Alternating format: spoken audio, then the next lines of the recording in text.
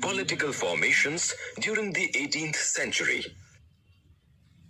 In 1707, the Mughal Emperor Aurangzeb died at the age of 88 years. His successors were known as the later Mughals. In the year 1707, Aurangzeb's son Bahadur Shah came to the throne. He ruled from 1707 to 1712. Bahadur Shah tried to iron out differences to win over the Rajputs, the Marathas and the Sikhs. In 1712, Bahadur Shah was succeeded by Jahandar Shah. Jahandar Shah ruled for a few months only. He was a puppet in the hands of Zulfikar Khan, a powerful noble. This phase is marked by the rise of two brothers popularly called the Sayyid brothers. One was Sayyid Hussain Ali, the Mir Bakshi, and the other was Sayyid Abdullah, the Wazir. They had the power to remove an emperor and place another one on the throne. This earned them the title of kingmakers. They removed Jahandar Shah from the throne and made Farrukhsiyar the next Mughal ruler. Farrukhsiyar was incapable and weak. In 1719, the Sayyid brothers killed Farrukhsiyar. Now Muhammad Shah ascended the throne as the Mughal ruler. The king was incompetent and failed to control the provinces. The power of the Mughal emperor had declined, and independent kingdoms were established in different areas. The invasions of Nadir Shah in 1739 and Ahmad Shah Abdali in 1761 shook the Mughal Empire. It could not become stable again. Independent kingdoms on the remains of the Mughals. The Mughal Empire was in ruins. Many regional kingdoms rose which were under the Mughals. The governors who had served the Mughals broke free and became independent units. The three largest provinces to become independent were Awadh, Bengal, and Hyderabad. Awadh. In 1722, the Mughal Emperor Muhammad Shah appointed Sadat Khan as the governor of Awadh. He suppressed the zamindars who did not pay revenue. Next, he streamlined the revenue system. Sadat Khan was succeeded by his son-in-law Safdar Jung. In 1754, Safdar Jung died and was succeeded by his son. The rulers of Awadh improved the financial condition of the government. They had an efficient and organized army. They developed Lucknow as a major center of culture and art and also as the capital of Awadh. Wonderful to know. The Bara Imam Bara at Lucknow was built by Nawab Asaf ud Daula in 1784 under a food for work program. Since famines were common at that time, the Nawab devised a novel way of providing food. Those who worked at the construction site were given food. Bengal. Bengal gradually broke away from the Mughal control under Murshid Quli Khan, who was appointed as the governor of the province. He seized all the powers. He commanded the revenue administration of the state. He brought about changes and ordered major resettlements of the revenues of Bengal. He was succeeded by Sujauddin in 1724, who ruled till 1739. After him, Alivardi Khan and then Sirajud-Daulah became the rulers of Bengal. The rulers of Bengal looked after the administration as well as agriculture, industry and trade. Bengal became quite prosperous. The English were attracted to it. The Battle of Plassey, 1757, and the Battle of Buxar, 1764, established British control over Bengal. Hyderabad. Nizamul Mulk Asaf Jah was the founder of the Hyderabad state. He was the noble of the Mughal Empire and served as the governor of the Deccan. He gathered power in his hands and established his control and became the actual ruler of that region. Asaf Jah was an intelligent man and skillfully ruled the state independently without declaring his independence.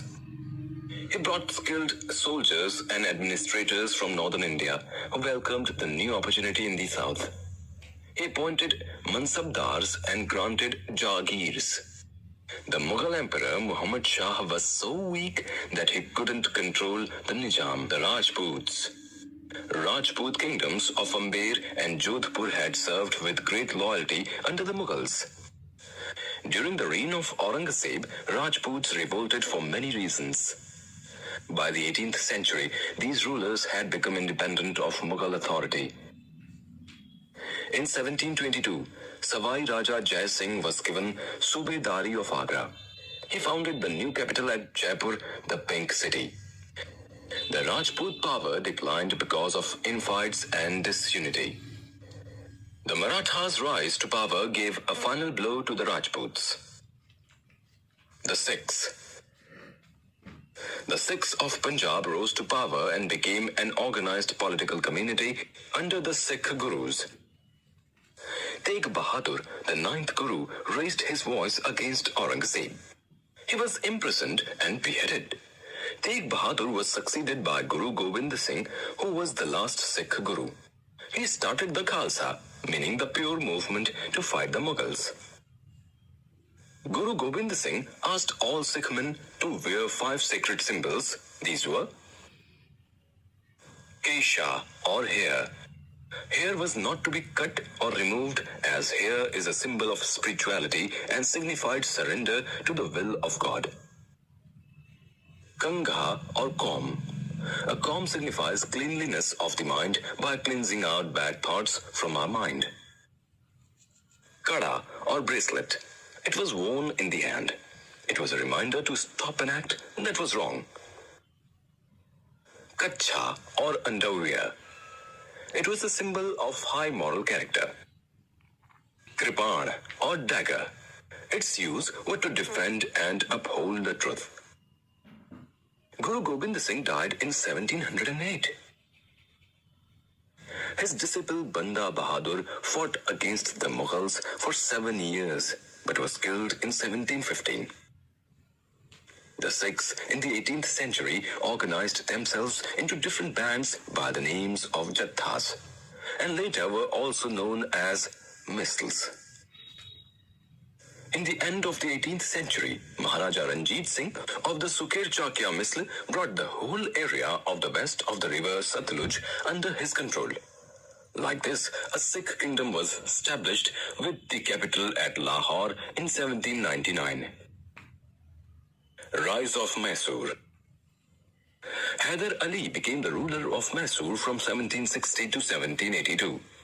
He was a great administrator and excelled warrior. In the First Anglo-Mysore War, that is from 1767 to 69, Hyder Ali defeated the English. He went up to Madras and gave a tough fight to the British. During the Second Anglo-Mysore War, that is from 1780 to 84, he proved his mettle. But unfortunately, Hyder Ali died in 1782 during the war. Hyder's son Tipu Sultan succeeded him in 1782. He was also an able ruler. Trade and industry were encouraged and farmers were well looked after. Historians from different countries described his state as prosperous, where development of cities and towns took place. Wonderful to know, Tipu Sultan developed trade relations with France, Turkey, Iran, China, Russia, and Arabia. He corresponded both the Napoleon and George Washington. He had a scientific bent of mind and applied it to design model of ships. He also got 2 dockyards constructed. The Marathas. In the 17th century, the Marathas, who were chieftains, came to power. Marathas served in the kingdom of Ahmednagar, Bijapur, and Golconda. When these kingdoms crumbled, the Marathas declared their independence. There was also a regional kingdom that was opposed to the Mughals. Shivaji. Shivaji was a brilliant soldier and leader. He is known in history for the art of guerrilla warfare. His rule gave stability with the support of powerful warrior families, that is, Deshmukhs. Groups of highly mobile peasant pastoralists, that is, Kunbis, provided the backbone of the Maratha army. Shivaji organized and used these forces to challenge the Mughals. War with Bijapur. The king of Bijapur sent an army under Afzal Khan to crush the rising power of Shivaji. Shivaji killed Afzal Khan and defeated the forces of Bijapur. War with Aurangzeb. Shivaji's rise was like an ISO for Aurangzeb. In 1663, he sent Shaista Khan to capture him. Shivaji wounded Shaista Khan in his own camp at night. He even defeated the Mughal army. Next, Raja Jai Singh was sent by Aurangzeb to crush Shivaji. The fort of Purandhar was seized and Shivaji had to sign the Treaty of Purandhar. As per the treaty, Shivaji accepted Aurangzeb as his overlord and agreed to pay a tribute to him. He also agreed to meet Aurangzeb in his court and surrendered many forts to him. Aurangzeb did not treat Shivaji well and shocked him by putting him under house arrest. Shivaji escaped the house arrest. In 1670, Shivaji rose against the Mughals again. He raided Surat and captured a lot of booty. He also recaptured many forts he had surrendered as per the Treaty of Purandhar. Administration under Shivaji. Shivaji was a successful administrator. His council of 8 ministers, called the Ashtapradhan, counseled him on all important matters.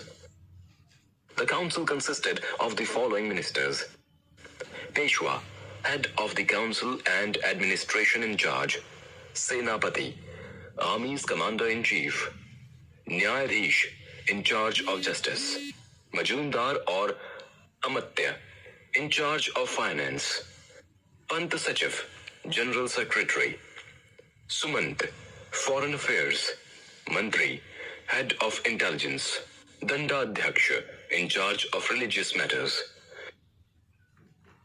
Revenue. The main source of income was land revenue. It was fixed through assessment. The state's share was fixed at 2/5 of the produce. 2 kinds of taxes were levied on the areas not directly under the Maratha rule. Chauth. 1/4 of the total land revenue was collected as tax in return for not plundering their area. Sardesh Mukhi.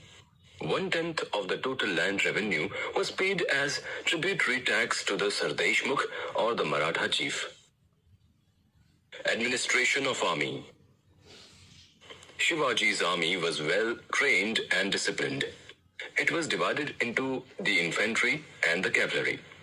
He also constructed strong forts which were guarded by special officers. In 1674, Shivaji crowned himself king and assumed the title of Chhatrapati. He died in 1680. After Shivaji's death, a family of Chitpavan Brahmanas served Shivaji's successor as Peshwa or principal minister. Marathas had an organized military under the Peshwas. The Peshwas controlled the Maratha power from 1713 to 1761. Balaji Vishwanath, 1713 to 1720. Balaji Vishwanath took advantage of Mughal Emperor Farrukhsiyar's weaknesses and forced Baji Rao, 1720 to 1740. Baji Rao conquered Malwa, southern Gujarat, and parts of Bundelkhand. He even defeated the Nizam of Hyderabad and got the right to collect taxes from some parts of the Deccan. He also took control of Selset and Besson from the Portuguese. He won the title of Fighting Peshwa. Balaji Baji Rao, 1740 to 1761.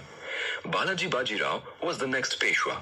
He became the head of the Marathas in 1749. He shifted the capital from Satara to Pune. His army reached as far as Punjab and Rajasthan in the north and Bengal and Odisha in east. Mysore and Hyderabad were forced to hand over territories and even pay tribute. Under Balaji Baji Rao, the Maratha power was the greatest. In 1753, the Marathas captured Delhi. In 1758, they seized Punjab from Abdali. Third Battle of Panipat. The Third Battle of Panipat shook the Marathas. In 1761, a fierce battle was fought between Ahmad Shah Abdali and the Marathas. In this Third Battle of Panipat, Ahmad Shah Abdali defeated the Marathas. This was like a blow to their power and prestige.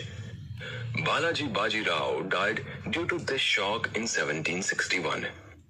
In other parts of the world during that time, until the late 18th century in the Western world, the aristocrats enjoyed social and political privileges.